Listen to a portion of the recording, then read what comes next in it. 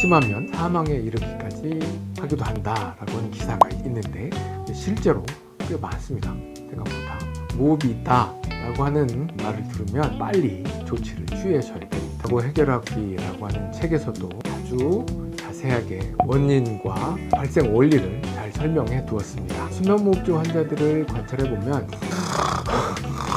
이렇게 숨을 몰아쉬죠. 그때마다 잠이 한 번씩 깨는 건데 산소가 부족해졌기 때문에 위험을 감지해서 뇌가 깨버리는 겁니다. 여기서 말하는 수면 분별, 수면의 연속성이 계속 깨지는 거죠. 이 무호흡이 길게 되면 뇌가 굉장히 심각한 위급 상태에 빠지는 거죠. 도감증이나 부분한테 왔다 갔다 하면서 정상적인 수면을 할 수 없게 되죠. 해결하는 방법이 수술 아니면 약기밖에 없느냐? 그렇지 않거든요. 수면과학에서 자연의 원리를 통해서 구도가 협착되지 않도록 해주는 방법도 있습니다.